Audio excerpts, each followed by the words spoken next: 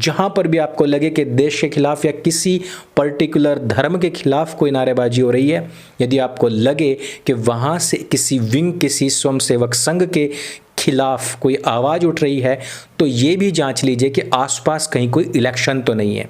ठीक उसी तरीके से जैसे कि किसी भी एक्टर या एक्ट्रेसेस द्वारा दिए गए किसी भी विवादित बयान के आसपास आप अब आइडिया लगाने लग गए हैं कि कहीं ना कहीं इसकी फिल्म रिलीज होने वाली है।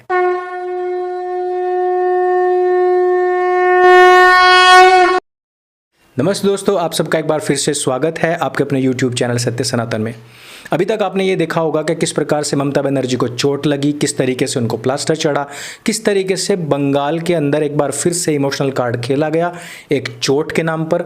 लेकिन जो उनकी रिपोर्ट के बाद में डॉक्टर्स ने जो कमेंट्स किए हैं उनका जानना बहुत ज़रूरी है। इमोशनल हमारी जनता है, कोई भी छोटा सा मामला होता है लोग एकदम इमोशनल हो जाते हैं और प्रवाह में बह जाते हैं, और इसकी आड़ में वो नेतागण जिनकी हार पक्की लग रही थी, जिन्होंने अपने पूर्व के कार्यकाल में कोई कार्य नहीं किए होते हैं, वो भी जीत जाते हैं और फिर बाद में अपने घरों में बैठ करके हंसते हैं कि देखिए हमने जनता को कितने अच्छे तरीके से बेवकूफ़ बनाया। और इस पूरे के पूरे मामले में यही कार्ड खेला गया है और इसके विषय में एक एक चीज़ पश्चिम बंगाल की जनता को पता होनी चाहिए। उसके बाद में वो जो भी करें वो उनकी मर्जी है, लेकिन बेवकूफ़ बन करके ना करें। सबसे बड़ी बात यह है, आप किसी के भी सपोर्टर हो सकते हैं, उनको सपोर्ट करें, उनको वोट करें, लेकिन बेवकूफ़ बन करके बिल्कुल भी ना करें। उसी के ऊपर हम आज बात करने वाले हैं। पश्चिम बंगाल की जनता बहुत इमोशनल है और मुझे पता है कि वहाँ पर माता दुर्गा का बहुत सम्मान होता है और वहाँ पर उनकी जो पूजा अर्चना है उसको बहुत बढ़ चढ़ करके किया जाता है। और अभी जो 10 साल तक कंटिन्यू अपने मंचों से ला इलाहा इल्लल्लाह के नारे लगा रही थी, उसने अब आकर के बताया जा रहा है कि दुर्गा चालीसा पढ़ी, कुछ श्लोक पढ़े।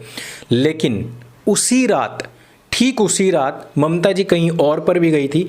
वो वाला जो वीडियो है वो आप लोगों को जरूर देखना चाहिए ताकि आप लोगों को ये बात पता लगे कि रियलिटी क्या है, क्योंकि आप लोग इमोशंस में बहुत जल्दी बह जाते हैं। इमोशंस में जस्ट बहने से पहले इस क्लिप को जरूर देखिए।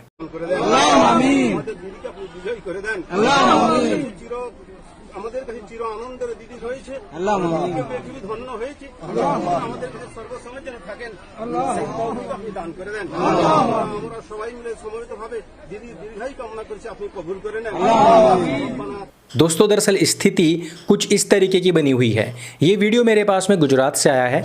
इसमें एक जानवर एक भैंस के सींग के बीच में फंस गया है। अब ये जो जानवर है ये निकल पा नहीं रहा है। उसके जो शुभ चिंतक हैं वो उसको बाहर निकालना चाहते हैं, लेकिन फंस इतनी बुरी तरीके से गया है कि बाहर निकल नहीं पा रहा है।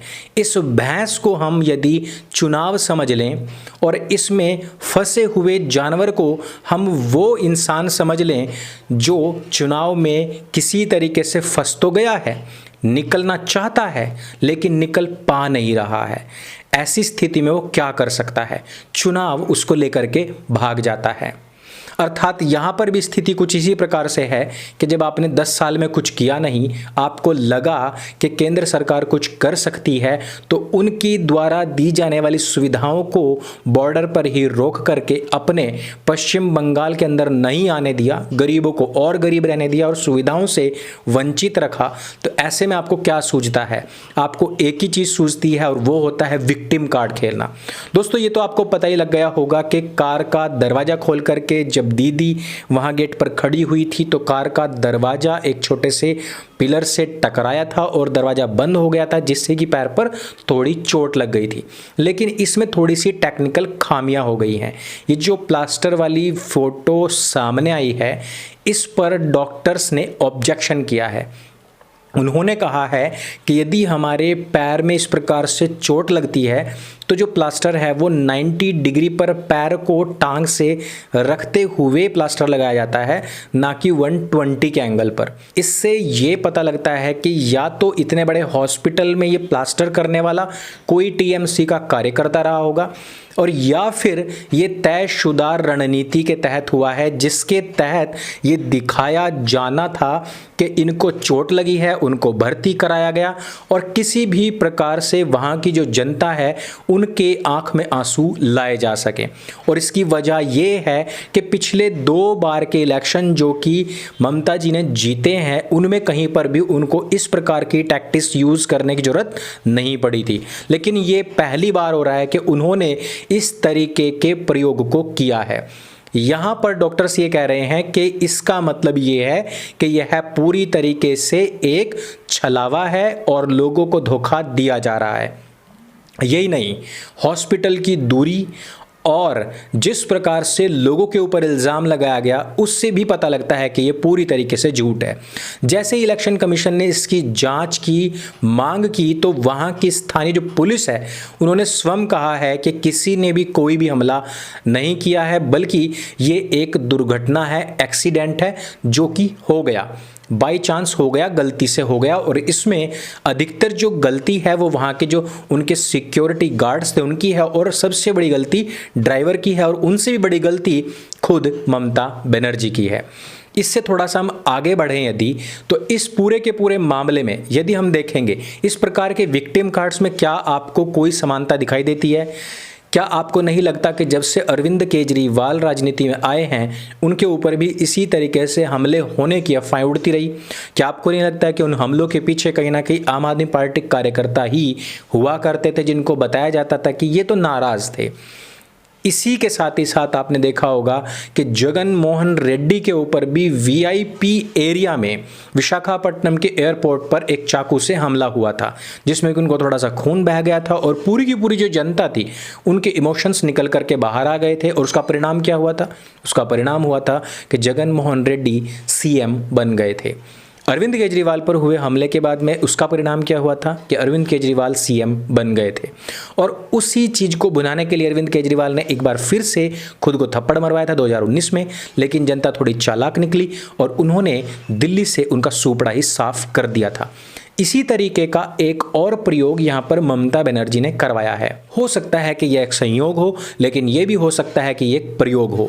इसका कारण मैं बताता हूं कि इन तीनों के तीनों कांड के पीछे एक ही व्यक्ति है, और वो है प्रशांत किशोर। यह प्रशांत किशोर ही है जिन्होंने अरविंद केजरीवाल को यह तरीका सुझाया था, और यह प्रशांत किशोर ही है जिन्होंने जगन मोहन रेड्डी को यह तरीका सुझाया था, और यह प्रशांत किशोर ही है जिन्होंने कि ममता जी को भी यह तरीका सुझाया है। तो हो सकता है कि प्रशांत किशोर ने एक घिसा पिटा जो उनका तरीका है वो इनको बताया, और उनको बताया हो कि किस प्रकार से आपने इमोशंस का खेल खेलना है।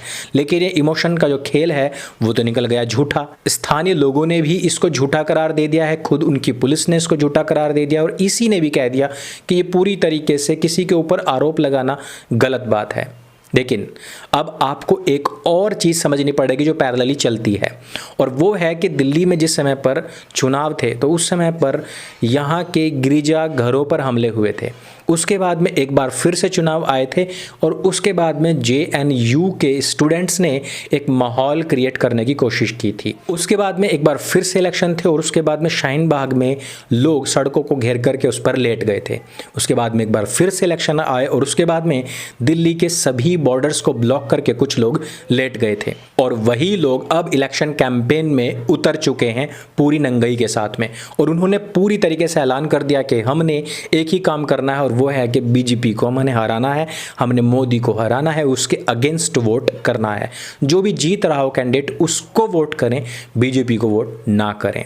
अब आप इस तौर तरीके को भी समझ लीजिए कि जब भी कोई इलेक्शन होना होता है तभी कोई एक बड़ा व्यापक विरोध कार्यक्रम शुरू हो जाता है, और जैसे ही इलेक्शन खत्म हो जाते हैं उसके तुरंत बाद ही वो विरोध कैंपेन्स अपने आप ही ढह जाते हैं, ख़त्म हो जाते हैं। तो इस तरीके से जहाँ कहीं भी आपको लगे कि कैंपेन में किसी सीएम कैंडिडेट को चोट लग रही है तो आप समझ जाइए कि पीछे किसका हाथ है, और आप समझ जाइए कि जो लोग भी सड़कों पर लेट जाते हैं, पसर जाते हैं, यदि आपको लगे कि किसी यूनिवर्सिटी से किसी भी तरीके की कोई डिमांड उठ रही है, जहाँ पर भी आपको लगे कि देश के खिलाफ या किसी पर्टिकुलर धर्म के खिलाफ कोई नारेबाजी हो रही है, यदि आपको लगे कि वहाँ से किसी विंग, किसी स्वयंसेवक संघ के खिलाफ कोई आवाज़ उठ रही है तो ये भी जांच लीजिए कि आसपास कहीं कोई इलेक्शन तो नहीं है। ठीक उसी तरीके से जैसे कि किसी भी एक्टर या एक्ट्रेसेस द्वारा दिए गए किसी भी विवादित बयान के आसपास आप अब आइडिया लगाने लग गए हैं कि कहीं ना कहीं इसकी फिल्म रिलीज़ होने वाली है। तो इस इलेक्शन के पहले ये जो सब कुछ कैंपेन चल रहे हैं, इनसे भी हमें ये आइडिया लग जाता है कि ये सारा का सारा जो तामझाम उठाया हुआ है ये केवल और केवल इलेक्शंस को प्रभावित करने के लिए है। मैं कोई राजनीतिक गुरु तो नहीं हूँ, पंडित तो नहीं हूँ, और मैं ये भी नहीं बता सकता कि यहाँ पर विजय किसकी होगी, जीतेगा कौन। लेकिन मैं इतना ज़रूर बता सकता हूँ कि यहाँ पर पहले से अच्छी धमक बीजेपी कर सकती है, उसका सीएम बने अथवा ना बने। आपको क्या लगता है? यदि आप पश्चिम बंगाल से हैं, इन सभी विषयों पर आपको क्या लगता है वो नीचे कमेंट करके हमें ज़रूर बताइए। जानकारी से भरपूर अगर ये वीडियो आपको लगे तो उसको सबके साथ में शेयर अवश्य करें। मेरे संग बोली सत्य सनातन वैदिक धर्म की जय। जय हिंद, वंदे मातरम।